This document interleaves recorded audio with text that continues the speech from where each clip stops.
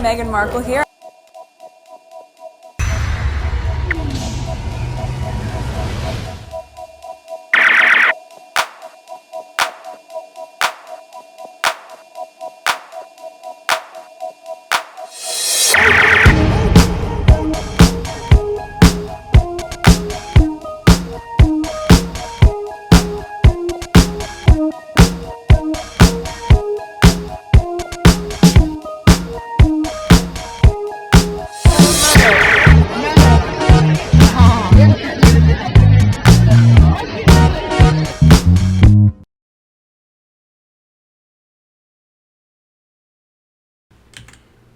Maybe I'll put this, part 1 will be on POITE and part 2 will be on APU Team Sussex. Alright. Now we have a glimpse into a beautiful Sussex family holiday. A normal family having fun. Thank you to the Duchess of Sussex for posting all the amazing pictures with Ooze love, happiness, togetherness, and freedom. Now I await the orchestrated pics to come from Wank. Too busy editing the hiking special. Oh my god. That's quite like to throw shade. LOL, very true. But after seeing Duchess of Sussex pictures, they will be in full mode with directors and the best money can buy to up the Sussexes, and they will fail as usual, as it will be manipulated pics as usual. They're gonna go to AI. Next tweet. These people, they cannot be themselves because their true selves is nasty, is rejected. Alright, OMG, laughing my ass off. Okay, laughing my ass off. Irrelevant where? I post that on my community board already. Recent spotlight, the modest eatery gained massive global attention in July 2026 after Meghan Markle posted vacation photos on Instagram confirming her family holiday in Melides with Prince Harry. One of her share photos featured the menu of Melides, putting this hidden gem on the map for international travelers.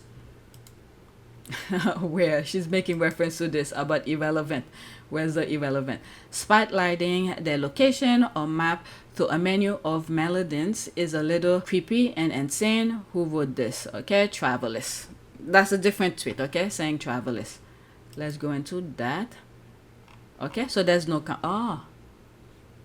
okay, it's from this. What a charming little food joint, Melides, a cozy, modestly styled Portuguese restaurant known for its authentic Alentejo home cooking and eclectic, quirky atmosphere. It specializes in traditional regional comfort food located in Melides, Portugal.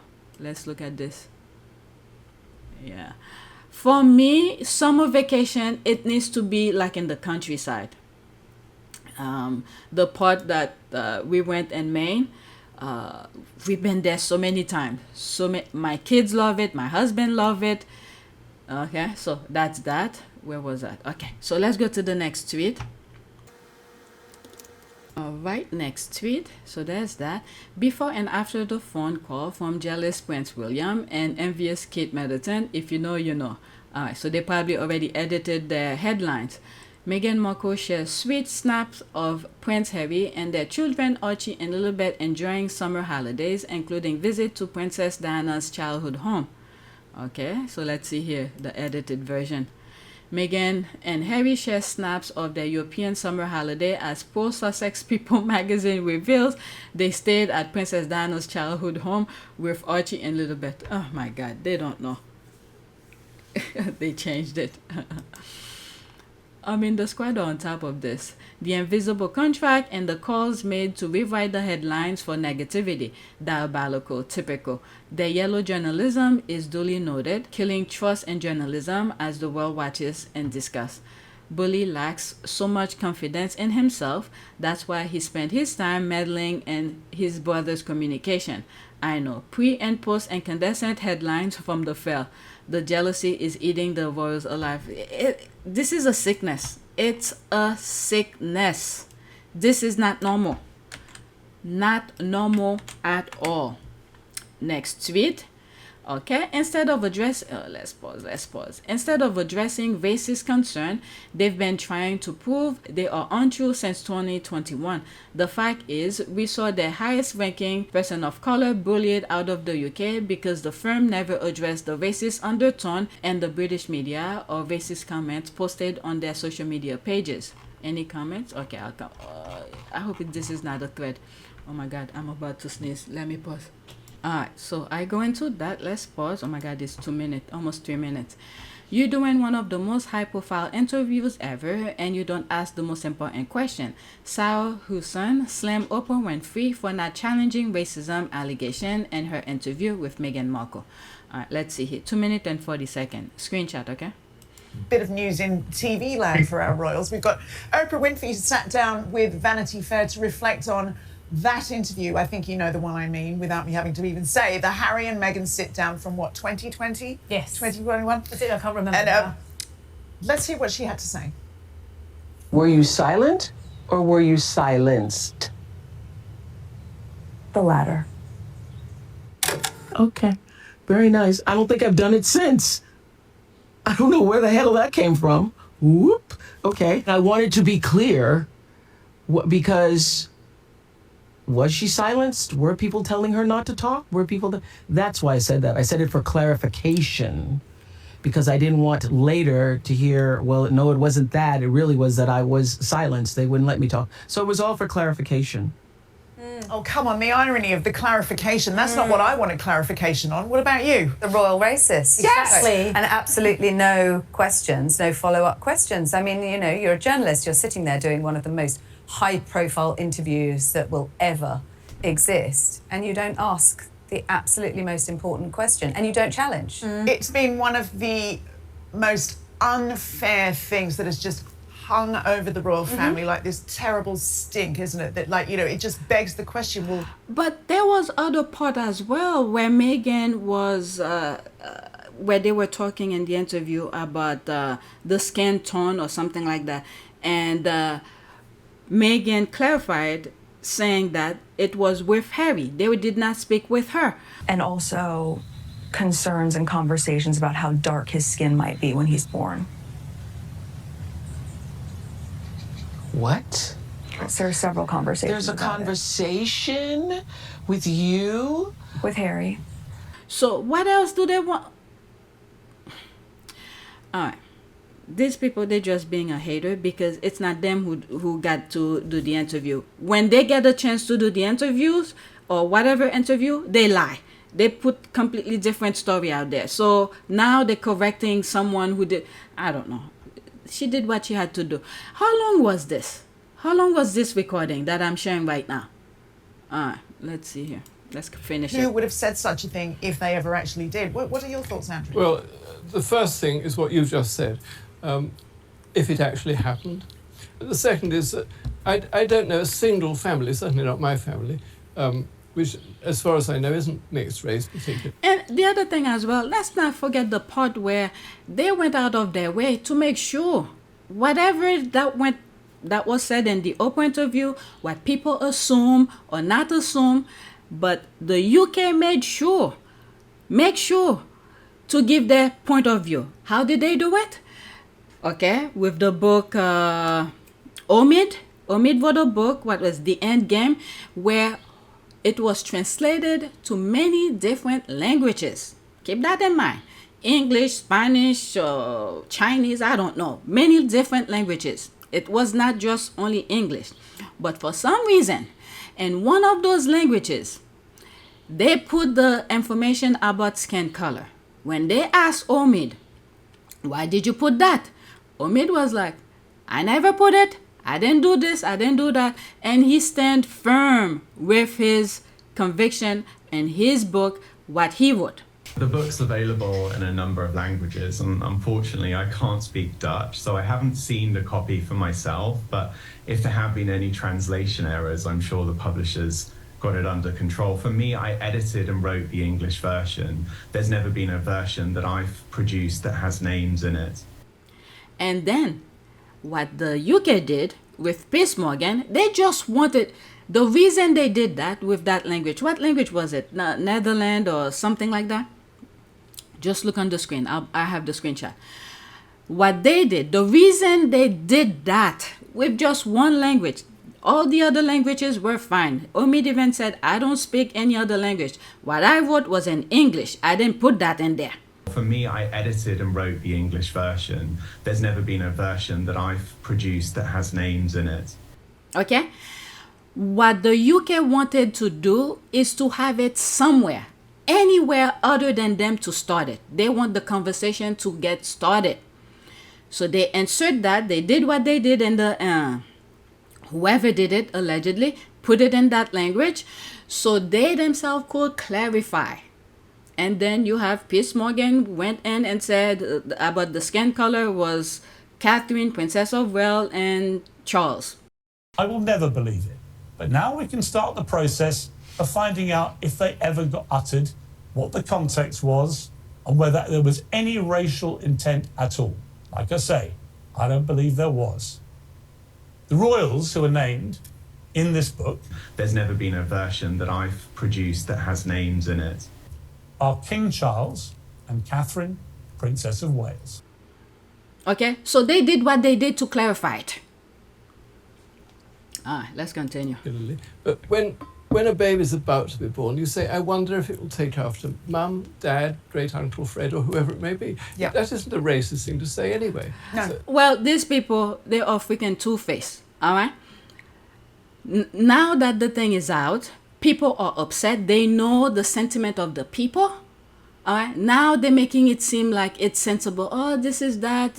They, pushing it under the rug like it's not what it means. But when at first, okay, they put in pictures when Archie was born of that a monkey or something like that standing. I have the image. Just look on the screen. Nobody said anything about it. The royal family did not say anything about it to protect Harry and Meghan child. So now that they know the sentiment of the world, again, I don't know when this was recorded, if it was right after the Oprah interview. So they're making it seem like they are sensible about it. But their true self, lying and manipulating and going savage on the Sussexes, it remains. and that's all that, as far as we know. And Oprah Winfrey was expressing such shock. She said, what? So I think the whole thing was utterly ridiculous. And also, I mean, of all people, the royals led the way in being anti-racist. Oh, please. Yeah, and I think... Partly for the reasons we've been saying, because the Queen, from a very early age... Harry still doesn't have security because of who he married and whatever else that they disagree with him for. Whatever. Also, I mean, of all people, the royals led the way in being anti-racist. Yeah, and I think... Partly for the reasons we've been saying, because the Queen, from a very early age, was going around all the countries of the world, and among them the Commonwealth countries. It's extremely difficult sometimes to keep a straight face. When the Home Secretary said to me, there's a gorilla coming in. So I said, what an extraordinary remark to make, very unkind about anybody. And so, I stood in the middle of the room and pressed the bell and the doors opened, and there was a gorilla. And I had the most terrible trouble in keeping, he had short body, long arms. And I had the most appalling trouble. And the king is so inclusive. He just had so many faiths involved in his coronation and all of those things. I think it must have broken his heart to hear. And so, I stood in the middle of the room and pressed the bell and the doors opened, and there was a gorilla. And the king is so inclusive. I know. And if you think of the memorial service in Westminster Abbey for Prince Philip, and that young woman who'd done the Duke of Edinburgh's awards scheme, saying she owed everything to it. And, and that because it was a colour-blind, class-blind organisation. Yeah. All right, so have they give reparation? Because I'm hearing some Commonwealth countries are asking for reparation and whatnot. Have they apologized for colonialism and the barbaric things that they've done? I don't think so. So whatever. Let's see what some of the squad are saying here. Okay, hatred. Let's go into it so it could be bigger. Hatred and the British obsession with Meghan and Harry. One of the reasons people cling so stubbornly to hate is that they realize that the moment hate is gone, they're gonna have to deal with pain. The moronically crafted Brits have in store for themselves the pain of knowing that they lost the dignity and respect and the hallowed identity of the British monarchy and their stupid competition and dirty fight with Meghan. Meghan came into their homes with love. She's a person of color and she had some nuances, but the vile character, the racist mindset, and the diabolical vindictiveness of the UK media and the British monarchy gave the ordinary British to do to Meghan what their girlish nature demanded. Meghan is gone, they should keep their hate. Alright. Queen Mother's racist comment covered up because it was too awful, says Scholar. She allegedly made the comment while the Queen was in Africa. For real, shut the F up. What is this here? Prince William deplores his godmother's racial comment. That was back in 2022. Prince William's godmother, Lady Susan Hussey, is welcomed back into the fold on Queen Elizabeth's centenary. Lady Susan Hussey stepped back from royal duties in 2022, but it appears she has now been welcomed back into the fold following a new appearance. That's regarding that charity. What was the charity again? Where they were, she was asking the lady who has that charity. Oh my God, about where she's from. I forgot the name of that charity. Just look on the screen because I have a screenshot of it. And then once it made noise, people were so upset about it, and they remove her, William's godmother. Whatever, they pretend that she's not there, whatever, and then they let it calm down, and they welcome her back again. Oh. Fuck, shut the F up. Why will you challenge someone in an interview about their experience? How can you challenge something you don't know about? That's like when the police challenge a woman who claims she was raped. It's the same sort of a mindset. These people then watch the interview. Oprah asked outright who had concern about Archie's skin color. Thank you. I was just saying this. I probably will put the part of that interview because I think I have it. He won't be given security. He's not going to be given a title. And also concerns and conversations about how dark his skin might be when he's born. What? So there are several conversations. There's a about conversation with you? With Harry. About how dark your baby is going to be? Potentially, and what that would mean or look like. Prince Harry confirming the allegation. That conversation I'm never going to share. But at the time it was awkward. I was a bit shocked. And Meghan said it wasn't her place to tell, and Harry said he will never tell. That conversation I'm never going to share. They didn't outright accuse any of the family of being racist, but it was clear that family is racist. Thank you. Exactly. And this is why I brought up the thing about the end game, Omid's book. Winfrey journalistic caliber had been long established, proven to be superior, plus beyond reproach, especially on an issue these three have never met. Truth, the arrogance, entitlement, and gall of their presumptuous effort to judge her is laughable. She's not subject to their bias lies. Alright, so let's go to the next tweet. Wow, this one took a while. I have one more. There's plenty more, but that will be it. Alright, Bond. One day, Duchess Meghan will have to curtsy to Queen Catherine. Meghan doesn't have to do shit. Alright, and who doesn't think curtsying to another human being isn't comical? Bow to fallen brave hearts, of course, but curtsying to cosplayers to enable their superiority complex? Yeah, nah. Alright, let's pause this. She's American. She doesn't have to curtsy to a soul, not even Charles and Camilla. It feels like everything that the royal family have done, manufactured to distance themselves with Meghan, it's making it more clear, much better for Meghan to what they want. They want Meghan to curtsy to them. It's not gonna happen. Meghan is financially independent. She's not relying on them for anything, not even security. Okay?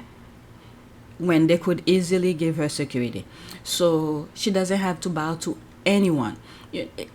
I think in the original recording I sort of mentioning it passively, but I hope when William is being during the coronation ceremony, you know what? I would love for Meghan to go. I would love for Meghan to go while Harry has a duty to bow to William. I want to see what Meghan will do. Okay? While Harry will bow, Meghan doesn't have to do shit. Meghan doesn't have to do shit. I would love to see Meghan look William in the eye. Don't do shit. That's what I want. As a matter of fact, I'm rooting for it. I'm rooting for it. For Meghan to go. And then I want to see what Meghan does. Because she's not relying on them for nothing. The only thing is that she's supporting her husband. If they say Meghan has curtsies to any of them since the Queen's funeral, prove it. Right? Meghan does not need to curtsy to any one of them rabid dogs. I can even see her coming back for worthless Charles' funeral after the carnage and the Queen's funeral. Nah, my girl ain't going through that again. Meg J. Bond, okay, let's pause this. Meg J. Bond go suck a few eggs. It ain't going to happen. Okay, Catherine will be queen and Meghan will still be American.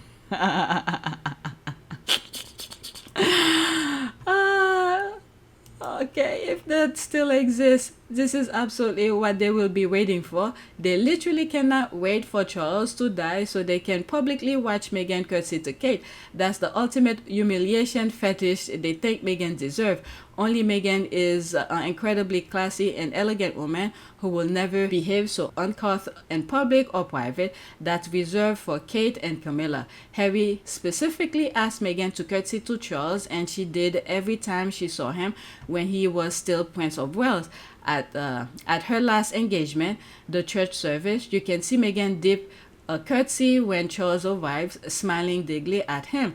Little did we know all the grotesque things happening in her behind the scene. Okay, I hope that day never occurs. There's a lot. You know what? I truly want to see. I want to see what Meghan does. Okay, I want to see what Meghan does when they become. Okay, I think let's say during coronation, I think they say Harry has to show up. Let's say Meghan decided to show up.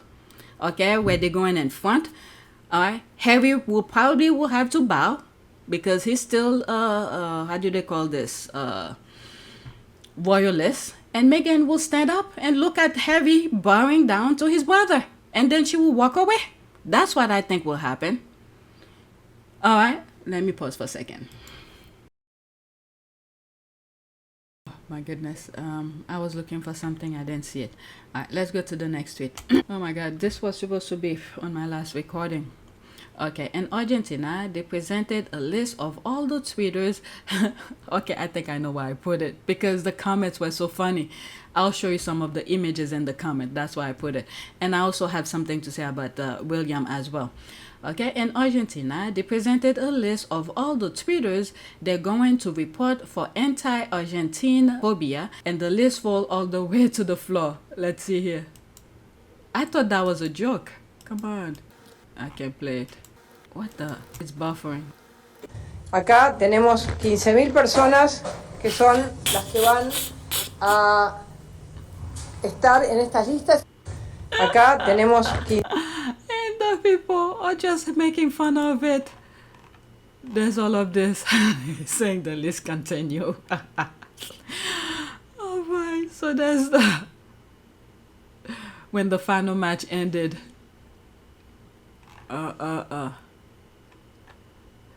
Spain 1, Argentina 0. People are just having fun. That's Maradona. The thing I wanted to say about William is that, well, he's not the football president anymore, but he's still a patron for the UK team, for UK football. This is an opportunity for him. I'm telling you, there's so many opportunities for him to stand up for something, and he never really showed any sort of courage. During the Argentina match with Britain, there was some stuff that were going on. Okay, I think there's some countries that's filing some complaint to FIFA and all of that. I didn't watch the game. I've said that in past video. I didn't watch any of the World Cup games. Zero. Okay? But with discussion, articles and whatnot that I read, so there were some discrepancies that were going on between the between the UK team and Argentina. So I guess maybe he doesn't feel that way to stand up for his country's team. Okay, so let's listen to this, for instance. These are people who know those things more than I do, because I think there were some issues between referees. A couple things didn't go very well, or they didn't call things out when things were happening. So William could stand up for that. Oops, where's the volume? Official Ismail. Just looking at the performance of the American official Ismail El-Hafaf this evening in the semi-final, England versus Argentina, I thought the first half, I thought it was very, very weak and very lenient. I mean, we saw that in the first couple of minutes when Enzo's gone right through the back of Anderson. For me, that was a reckless challenge. He's gone through him, he's gone with his forearm into the back of his neck, back of his head, and I thought that was reckless, and for me that was an absolutely nailed on yellow card. And that was the moment he could have stamped his authority on the game, because after that it became niggly, there was fouls going all over the place. Simeone got away with it. I mean, persistent infringing the laws of the game. Simeone should have been cautioned. Then there was McAllister on James. That was another reckless challenge, and somehow he's given the free kick to Argentina. So for me, I thought it was very lenient. And then obviously there was Molina on Bellingham. I mean, that was a caution as well. So, as I say, I thought it was very lenient first half, very weak. But second half, it was easy for him because there was no challenges. Argentina were on the attack all the time.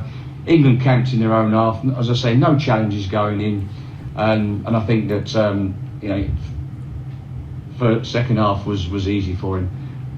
But fair play to Argentina. They fully deserved the victory, and on to the final. One thing I have to say though is that the referee that they did not want to come in the US, at least he's not part of this mess that's going on. I think there's a lot of questionable things that went on with this World Cup. All right, so that is it. The main reason I was showing this is that I'm reading some stuff. There were so many red flags that went on with this World Cup. All right, so that's it. Please take a moment to subscribe, like, and share. If you want to support this channel, there's a PayPal link and a Cash App link in the description. You could donate. Those who have donated, thank you. So this recording have two parts. Part 1 will be on PYTE, and part 2, which you're seeing now, will be on this channel. All right, so go subscribe to both channels. All right, so this is the other channel. Go subscribe to it. All right, so that $8.17.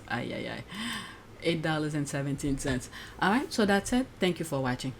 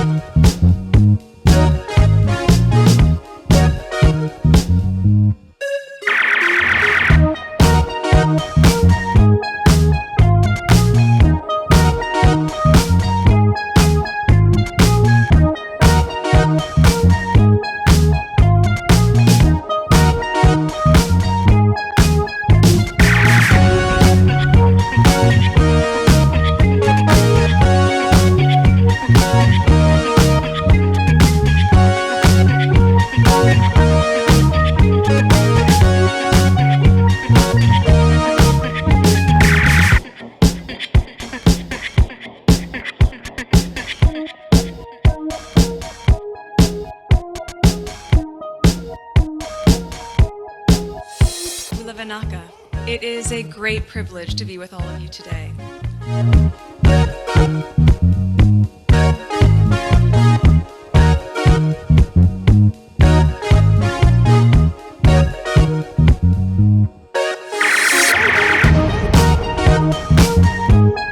You know, we ask for forgiveness, and please come back.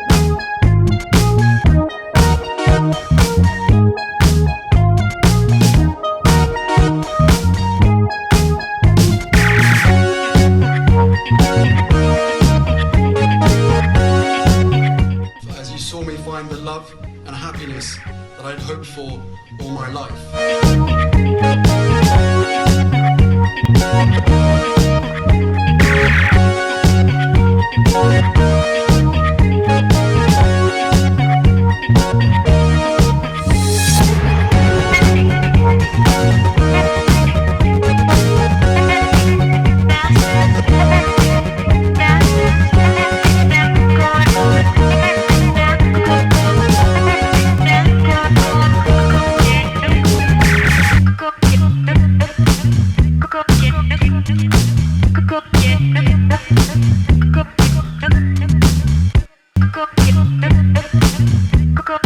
You are all in this together. And if I may speak personally, we are all in this together. Because asking for help was one of the best decisions that I ever made. You will be continually amazed how life changes for the better